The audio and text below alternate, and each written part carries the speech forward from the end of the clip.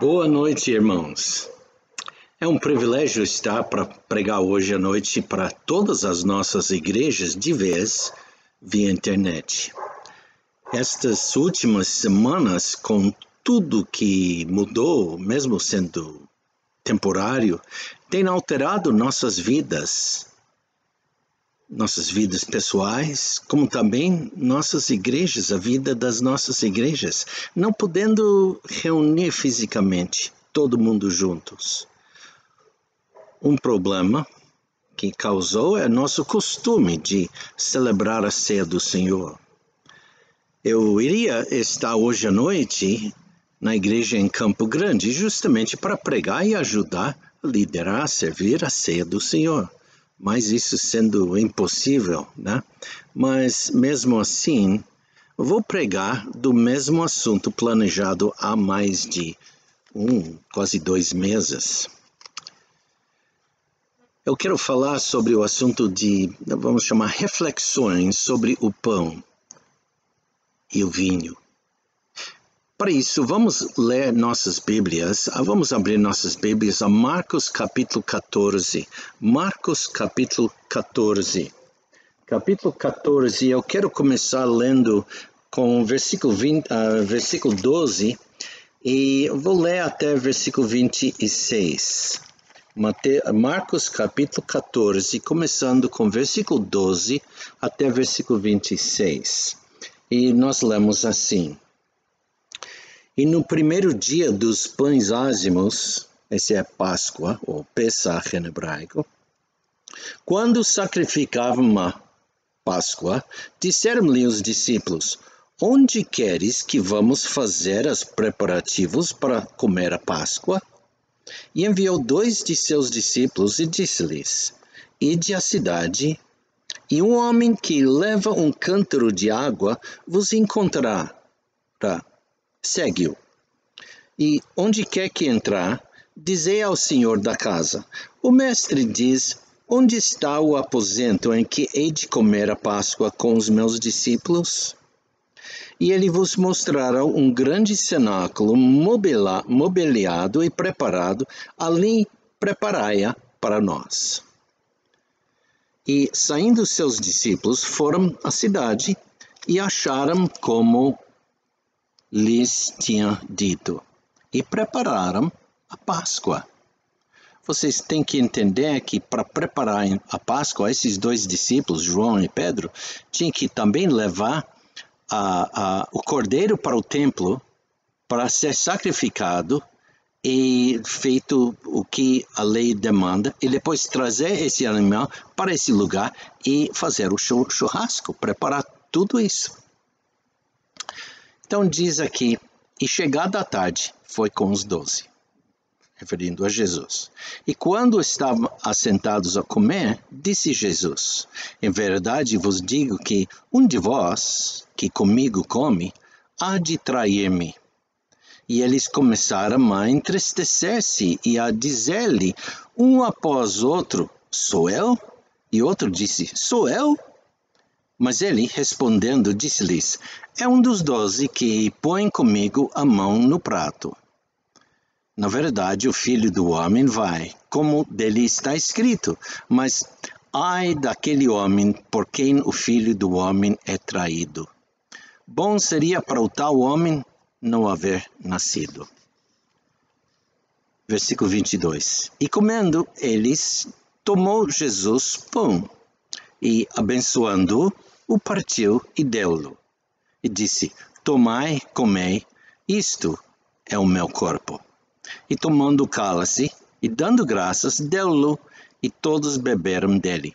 Agora tenho que parar aqui um minuto para te dar um pouco de pano de fundo. Quando chegaram ao versículo 22, eles já têm comido o cordeiro. O que restou, eles tiraram tudo da mesa e já está no fogo, onde foi preparado, onde foi feito o churrasco. Porque a lei demanda que o que sobrar tem que ser queimado. E agora, depois de pôr para queimar, então sentaram na mesa para tomar o terceiro copo e o pão que Jesus se identificou como seu corpo. Então, de novo, versículo 22. E comendo eles, tomou Jesus o pão e abençoando, o partiu e deu-lo e disse, tomai e comei, isto é meu corpo. E tomando o cálice e dando graças, deu-lo e todos beberam dele. Agora tem 4 copos que é tomado durante a celebração de Pesach. Essa é a terceira. E o nome desse copo é Copo da Redenção. E disse-lhes, isto é o meu sangue, o sangue do Novo Testamento, porque por muitos é derramado. Em verdade vos digo que não beberei mais do fruto da vida até aquele dia em que o beber novo no reino de Deus. E tendo cantado o hino, saíram para o Monte das Oliveiras. O significado do pão e do vinho é que são símbolos únicos e especiais, e estes apresentam nossa atenção, ou apontam nossa atenção, para os fundamentos da nossa fé em Cristo Jesus. Vamos abrir uma oração. Pai, obrigado pelo privilégio de estar aqui. Pai, me dirige abrindo Tua Palavra, Pai, para que eu possa explicar bem, para todos entenderem, Pai, para que podemos aprender mais de Ti, como nosso Salvador. É isto pedimos, Pai. Esteja com as pessoas que não podem estar ligados hoje à noite para assistir aqui. Mais tarde podem assistir, Pai. Pedimos isto. E usa a Tua Palavra. Fala aos nossos corações. No nome de Cristo Jesus, nós Te louvamos. Amém. Então nós vamos entrar nesse assunto, reflexões sobre o pão e o vinho. Jesus disse, falando sobre o pão, isto é o meu corpo. Sobre o copo, ele diz, isto é o meu sangue, o sangue do Novo Testamento, que por muitos é derramado. Nós lemos estes 2 versículos, versículo 22 e versículo 24. Agora, vamos ver mais de perto o simbolismo do pão. A oferta vem da oferta de alimentos. Isso nós podemos ver em Lucas, aliás, Levítico, capítulo 2. Vocês devem saber que há 5 sacrifícios, ofertas, que foram prescritos na lei de Moisés, no Velho Testamento. E essas 5 ofertas estão dadas para nós em Levítico capítulos 1, 2, 3, 4 e 5. E capítulos 6 e 7 dão mais detalhes para esses 5 ofertas. A oferta que nós vamos ver hoje à noite é o segundo, chamado oferta de alimentos, porque esse tem que ver com Jesus como sendo o pão da vida. E explica por que nós usamos pão na ceia do Senhor. Agora tem que lembrar também que esse pão é também usado durante Páscoa, o Pesach dos judeus, porque aquela festa é uma festa que aponta direto para Cristo. Ele é o Cordeiro que tira o pecado do mundo. E era justamente esta noite quando ele instituiu a ceia do Senhor. Foi tirado, levado dessa festa. Em Levítico capítulo 2, eu quero ler alguns versículos. Não é um capítulo comprido, eu vou ler os 11 versículos, mas presta atenção. Capítulo 2 de Levítico. E quando alguma pessoa oferta de alimentos ao Senhor, a sua oferta será de flor de farinha, e nela deitará azeite, e porá o incenso sobre ele, ou sobre ela, e atrará aos filhos de Adão, os sacerdotes, um dos quais tomará dela um punhado da flor de farinha, e do seu azeite com todo o seu incenso, e os sacerdotes a queimarão como memorial sobre o altar. Oferta queimada é de cheiro suave ao Senhor. E o que sobejar da oferta de alimentos será de Arão e de seus filhos. Coisa santíssima é das ofertas queimadas ao Senhor. E quando oferecereis oferta de alimentos, cozido no forno, será de bolos ázimos, de flor de farinha, amassados com azeite, e coscorões ázimos untadas com azeite. E se a tua oferta for oferta de alimentos cozida na caçola, será da flor de farinha sem fermento, amassado com azeite. Em pedaços a partirás, e sobre ela deitarás azeite, e oferta é de alimentos. E se a tua oferta for oferta de alimentos de frigideira, far-se-á da flor de farinha com azeite. Então trarás a oferta de alimentos, que se fará daquilo ao Senhor, e se apresentará ao sacerdote, o qual a levará ao altar. E o sacerdote tomará daquela oferta de alimentos como memorial, e a queimará sobre o altar. Oferta queimada é de cheiro suave ao Senhor.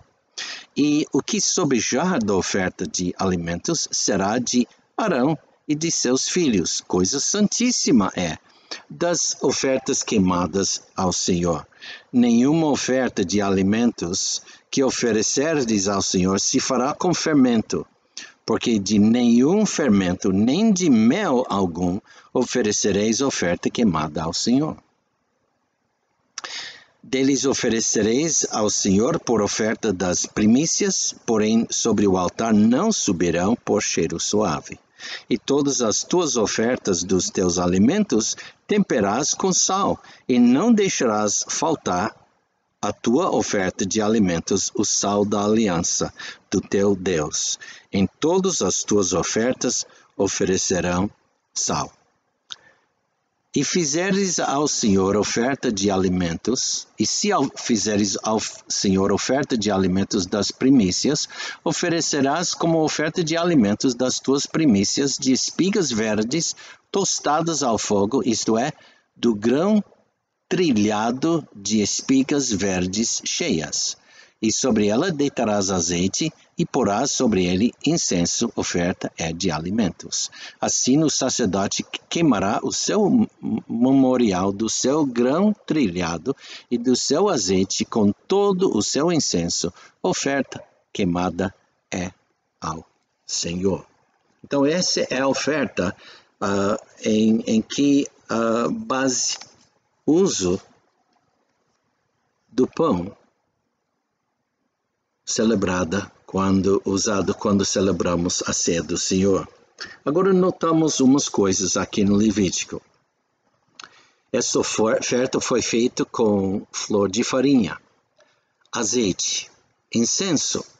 Esta oferta foi preparada em 3 modos: flor de farinha, bolos ou pães cozidos no forno e espigas verdes, os grãos, quer dizer, tostados ao fogo.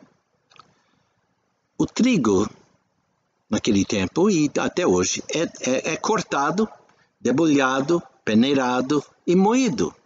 Assim, nosso Senhor Jesus Cristo foi açoitado, espancado, traspassado, coroado de espinhos e morreu. Podemos ver isto em Hebreus 2:9. Hebreus capítulo 2, versículo 9. E lá nós lemos: vemos, porém, coroado de glória e de honra aquele Jesus que fora feito um pouco menor do que os anjos, por causa da paixão da morte, para que, pela graça de Deus, provasse a morte por todos. Eu mostrei o pão. É esse pão. Pão ázimo, em hebraico chama-se pão matzah. É um pão interessante. Veja, está listrado. Por quê? Simboliza Cristo sendo chicotado, ferido por nós. Também está bem fino. Por quê? Lembra, esse pão é feito sem fermento. Fermento na Bíblia sempre simboliza pecado. Pode ver também que esse pão é feito perfurado. Pode ver até luzes dentro, a luz por trás, né? Tem buracos. Por quê? Cristo foi traspassado. Então tudo isso tem significado. Esse pão simboliza o corpo de Cristo. Um pão com fermento, não, simboliza Cristo. Eu acho que todas as nossas igrejas usam esse pão ou algo quase assim, né? Pelo fato, quando era criança, eu estava numa igreja que os diáconos cortavam pão de forma em quadrados e a gente tomava, até que um pastor novo chegou a explicar o significado do pão. Interessante. Então, o trigo é cortado, debulhado, peneirado e moído, e assim nosso Senhor Jesus Cristo foi açoitado, espancado, traspassado, coroado de espinhos e morreu. Agora é feito de farinha. E essa farinha é de flor de farinha. Por quê? É a porção mais fina, mais apurada, mais fina, mais trabalhada e feito sem fermento. Lemos isso em Levítico, capítulo 2, versículos 4 e 5, e podemos também ver como é dito em capítulo 7 de Levítico, capítulo 7, versículo 12, que diz para nós: e se oferecer por oferta de ação de graças, com o sacrifício de ação de graças, oferecerá bolos ázimos amassados com azeite e coscorões ázimos amassados com azeite. E os bolos amassados com azeite serão fritos de flor de farinha. Sobre a encarnação de Cristo, ele foi citado em Hebreus capítulo 10, vamos lá, Hebreus capítulo 10. Em Hebreus capítulo 10, ele foi citado, versículo 5. Por isso, entrando no mundo, diz: sacrifício e oferta não quiseste, mas corpo me preparaste. Holocaustos e oblações pelo pecado não te agradaram. Então disse: eis aqui venho. No princípio do livro está escrito de mim, para fazer, ó Deus, a tua vontade. Agora, esse está citando Salmo 40, versículos 6, 7 e 8. E então, sobre essa encarnação de Cristo, ele disse: mas corpo me preparaste. Como? Jesus tomou nossa natureza.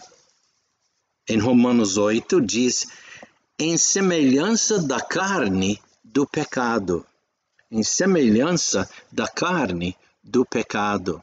Como oferta de alimentos, em hebraico mincha korban, o pão também nos mostra a natureza de Cristo como nossa oferta. Para fazer a matzah, o pão ázimo, pão matzah, o pão ázimo, é assado no forno com calor altamente elevado, 350 até 225 graus. Esse pão é feito dentro de 18 minutos, do momento que adiciona água até sair do forno, só 18 minutos. Agora vamos falar sobre a flor da farinha. Fala da uniformidade e pureza do caráter de Cristo.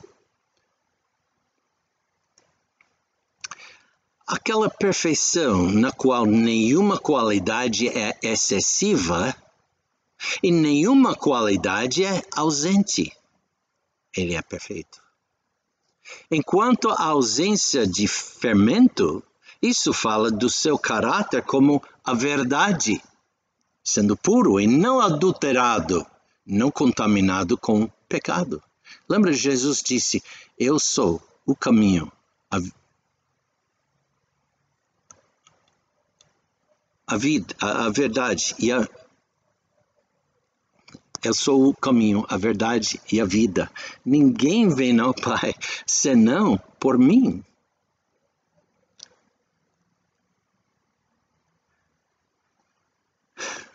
Nós lemos também em Êxodo capítulo 12. Vamos lá, Êxodo capítulo 12. Êxodo capítulo 12. Veremos versículo 8. Capítulo 12, versículo 8. Porque foi prescrito isto. Êxodo capítulo 12, versículo 8.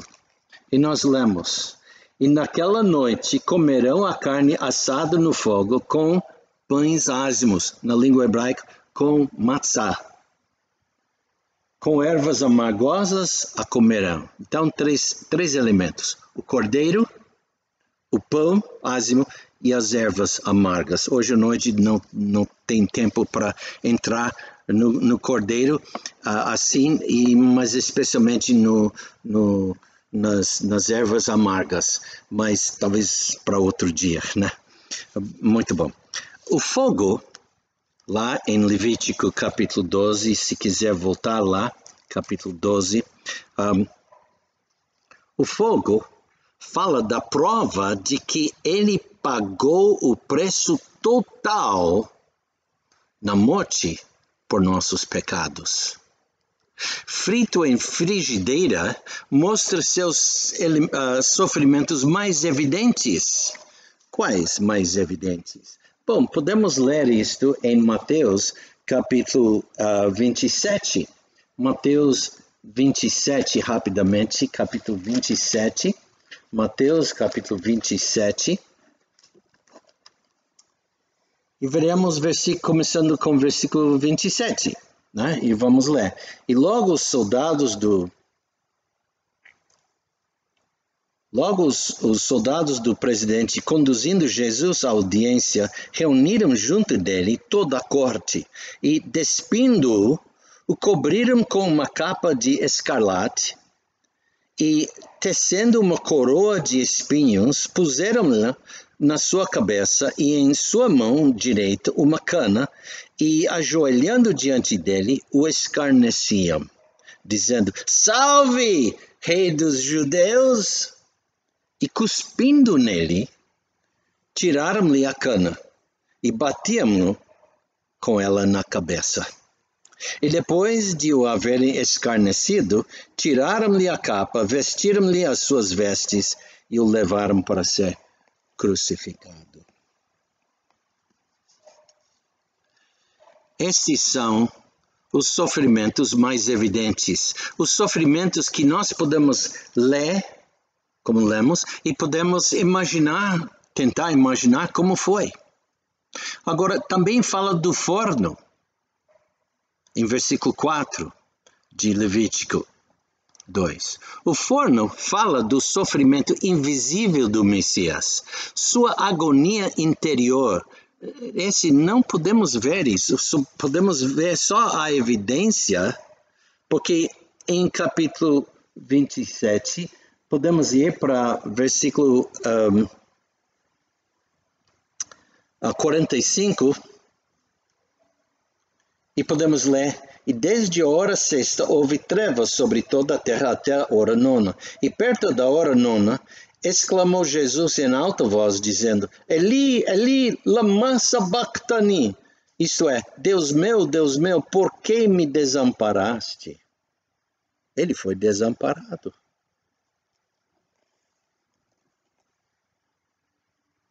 Podemos ler também em Lucas capítulo 22. Lucas capítulo 22.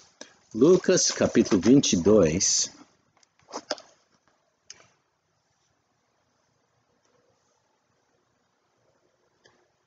Lembra quando Jesus foi no jardim de Getsemane para orar?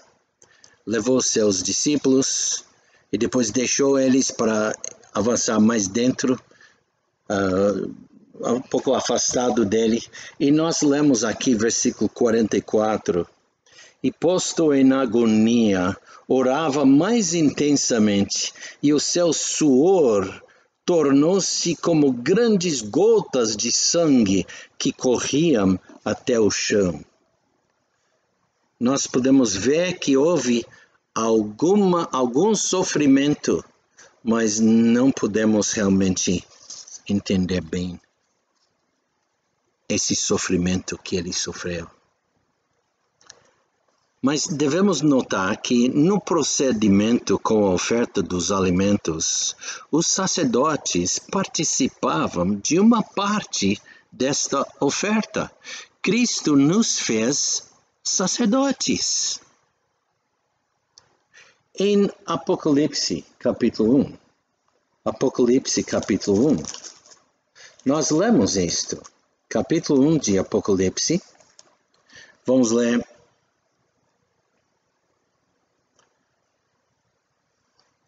versículo 6. E nos fez reis e sacerdotes para Deus e seu Pai, e a ele seja glória e poder para todo sempre. Amém. Uau! Podemos ir também para capítulo 5. E agora, versículo 10. Nós lemos: E para o nosso Deus nos fizeste reis e sacerdotes, e reinaremos sobre a terra. É por isso que nós participamos do pão, quer dizer, nós podemos comer o pão. Lembra, Jesus disse: Eu sou o pão da vida. Ele disse isso em João capítulo 6. João capítulo 6, vamos lá. João capítulo 6, versículo 41. Ele diz: Eu sou o pão que desceu do céu. Versículo 51. Eu sou o pão vivo que desceu do céu. Versículo 48. Eu sou o pão da vida. Mas vamos pular para o versículo 54. Quem come a minha carne e bebe o meu sangue tem na vida eterna, e eu ressuscitarei no último dia.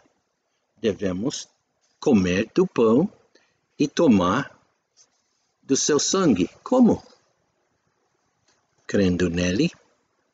E Jesus instituiu a ceia e ele disse: Este pão é o meu corpo. Ele é o pão da vida. Agora vamos passar para o simbolismo do vinho.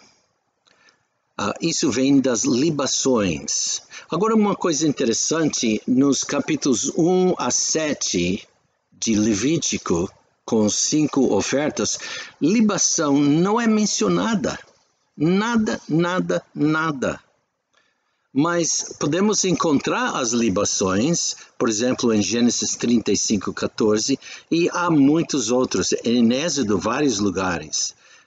Levítico, capítulo 23, Números, capítulo 5, capítulo 6, e assim adiante. Né?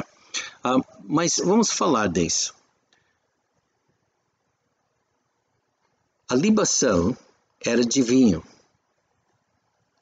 Foi extraído de uvas colhidas manualmente.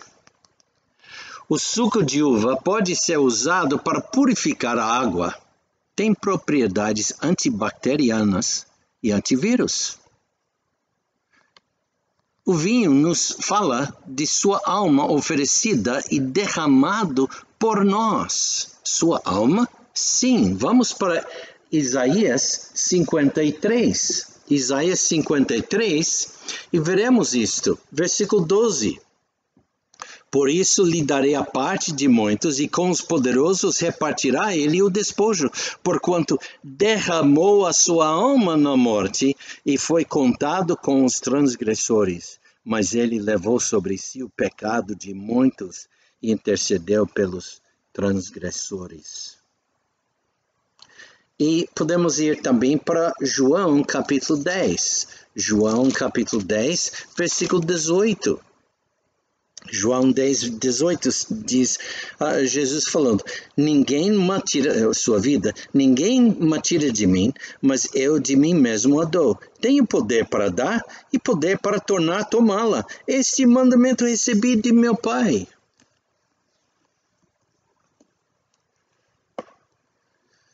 Seu sangue também nos lembra da nova aliança do que participamos em Cristo Jesus. Lembra, nós lemos lá em Marcos? Ele disse que essa é a nova aliança. Né? Vamos para Jeremias agora, capítulo 31. Jeremias 31. Vamos ler versículo 31.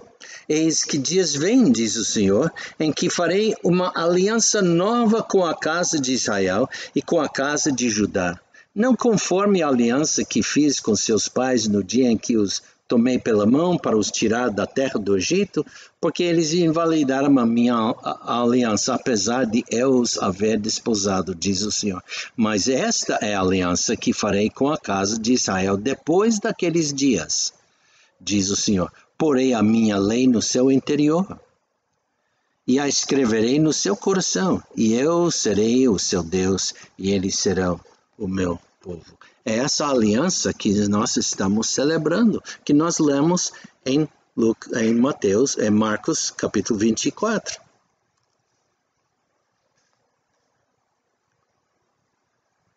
Seu sangue então nos lembra da nova aliança, do que participamos em Cristo Jesus.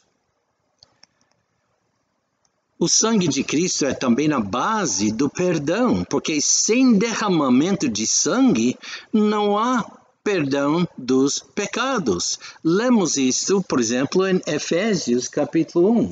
Efésios capítulo 1. Vamos para Efésios capítulo 1. Efésios capítulo 1. Versículo 7, que diz, em quem temos a redenção pelo seu sangue, a remissão das ofensas, segundo as riquezas da sua graça. E podemos ir também para Hebreus, capítulo 9. Hebreus 9, versículo 22. E nós lemos, e quase todas as coisas, segundo a lei, se purificam com sangue, e sem derramamento de sangue não há remissão. Essa é uma citação de Levítico, capítulo 17. E Cristo derramou seu sangue por nós, em nosso lugar. O sangue de Cristo é a base da nossa justificação, e é a fé. A fé é o meio para alcançá-lo, e a sua ressurreição é a prova disso. Agora veremos isso também. Vamos para Romanos capítulo 9. Romanos capítulo 5. Romanos 5. Romanos capítulo 5, versículo 1. Nós lemos, tendo sido, pois, justificados pela fé, temos paz com Deus por nosso Senhor Jesus Cristo. Podemos ver também versículo 9. Logo, muito mais agora, tendo sido justificados pelo seu sangue, seremos por ele salvos da ira. E podemos também ver isso em Colossenses, rapidamente.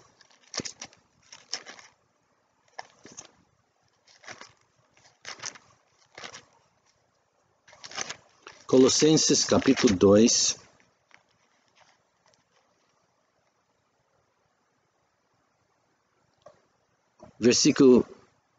Capítulo 1, desculpe, versículo 14. Em quem temos a redenção pelo seu sangue, a saber, a remissão dos pecados. A remissão dos pecados. E podemos ler também em capítulo 2, versículo 12. Sepultados com ele no batismo, nele também ressuscitastes pela fé no poder de Deus, que o ressuscitou dentre os mortos. Então, essa é a razão por que celebramos e o que podemos entender sobre tudo isto. Então, nós lemos aqui então que seu sangue é também a base da nossa paz. Jesus fez a paz pelo seu sangue. O sangue de Cristo é também a base da nossa purificação. O sangue nos purifica de todo o pecado. Lembra João 7, João 9, 1 João, né? O sangue nos permite aproximar a Deus. Vamos para Efésios capítulo 2. Efésios 2. Efésios capítulo 2. Versículo 13. Mas agora em Cristo Jesus, vós que antes estáveis longe, já pelo sangue de Cristo, chegastes perto. O sangue de Cristo nos assegura acesso a Cristo.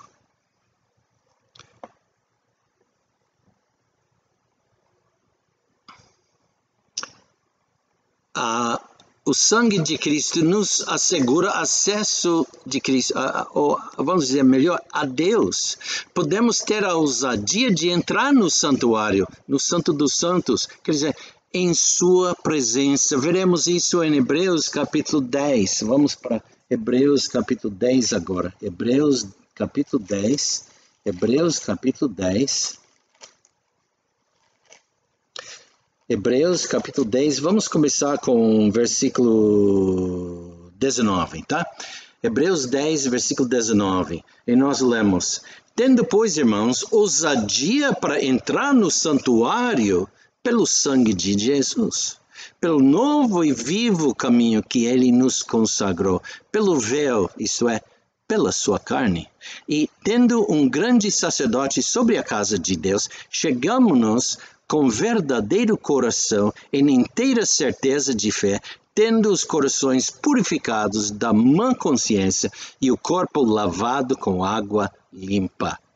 Retenhamos firmes a confissão da nossa esperança, porque fiel é o que prometeu.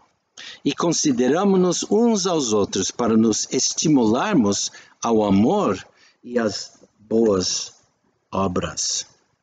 Lembra, eu disse que o vinho, o suco, né? Suco fresco, o vinho, não estou falando assim, vinho, tem propriedades que ajudam em sarar, né? Tem propriedades contra a vírus, é um antibacteriano e antivírus, interessante, né? Isto é bom. Então, o sangue nos permite aproximar a Deus, o sangue de Cristo nos assegura acesso a Deus, e o sangue de Cristo é a nossa garantia, é a garantia da nossa comunhão com Deus. Vamos para 1 Coríntios capítulo 10 agora. 1 Coríntios capítulo 10. 1 Coríntios capítulo 10, e vamos ler versículos 16 e 17, que diz: porventura o cálice de bênção que abençoamos não é a comunhão do sangue de Cristo? O pão que partimos não é porventura a comunhão do corpo de Cristo? Porque nós, sendo muitos, somos um só pão em um só corpo, porque todos participamos da mesma pão. Interessante.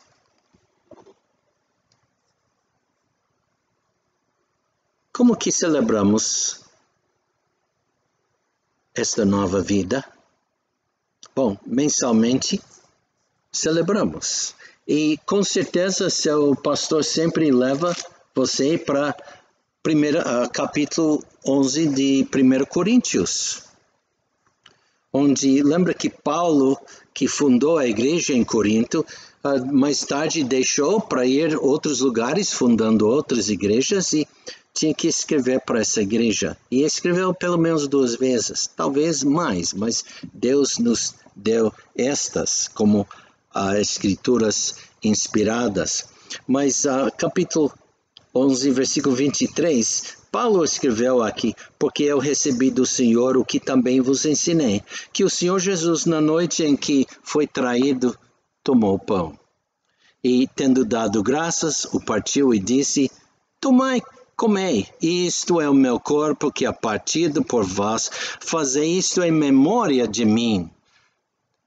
Esse mês não podemos fazer em memória, mas podemos contemplar em memória, né? Nessa reflexão sobre o pão e o vinho.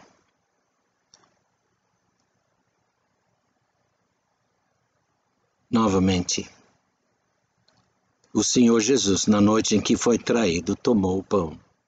E tendo dado graças, partiu, disse: tomai e comei, isto é meu corpo que é partido por vós, fazei isto em memória de mim. Em versículo 25 nós lemos: semelhantemente também, depois de cear, tomou o cálice, dizendo: este cálice é o novo testamento no meu sangue.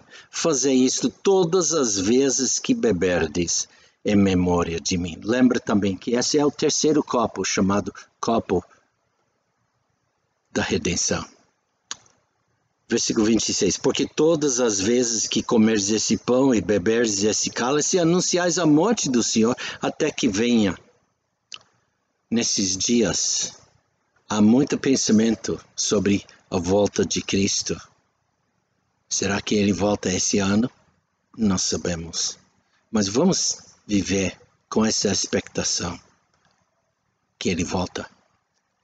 Portanto, qualquer que comer o pão ou beber o cálice do Senhor indignamente será culpado do corpo e do sangue do Senhor.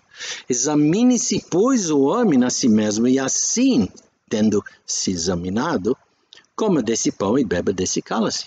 O que é esse exame? Indo para 1 João 9, confessando seus pecados, e esse não quer dizer uma oração mais ou menos assim: Deus, perdoa-me os meus pecados e os pecados dos meus amigos aqui. Não confessou nada. E essa confissão deve ser pessoal. E quando confessado, ele é justo e fiel a nos perdoar e nos purificar de toda a injustiça. Então ele diz: examine-se, pois, o homem a si mesmo, e assim coma desse pão e beba desse cálice, porque o que come e bebe indignamente, come e bebe para sua própria condenação, quer dizer que está culpado de um pecado, não discernindo o corpo do Senhor. Por causa disso há entre vós muitos fracos e doentes e muitos que dormem. De vez em quando, Deus, olhando para nós, a um filho desobediente, não aguenta mais. Ele diz: basta, filho, vem cá. É isso que quer dizer, dorme. Boa maneira chegar na presença do Senhor, né? De castigo. Não é boa maneira. Versículo 31 diz: porque se nós nos julgássemos a nós mesmos, não seremos julgados, mas quando somos julgados por Deus, somos repreendidos pelo Senhor para não sermos condenados com o mundo. Então é isso. Como que celebramos essa nova vida de que nós vimos? Com a ceia do Senhor. Vamos meditar nesses versículos, nesses trechos lidos, antecipando, se Deus quiser, mês que vem, quando todas as nossas igrejas podem estar reunidos, com cada um em seu local, celebrando a ceia do Senhor. Vamos orar. Pai, obrigado pelo privilégio de poder olhar na Tua Palavra, Pai. Nos dirige. Ó Pai, te amamos. Ó Pai, estamos muito gratos pela vida que temos em Cristo Jesus. Ó Pai, olhando para esses dois elementos, o pão, e vendo como aplica-se a Cristo. E o vinho, as libações, Pai. Obrigado por tudo isso. Pai, que podemos continuamente crescer na graça que há em Cristo Jesus. No nome de Cristo oramos. Amém.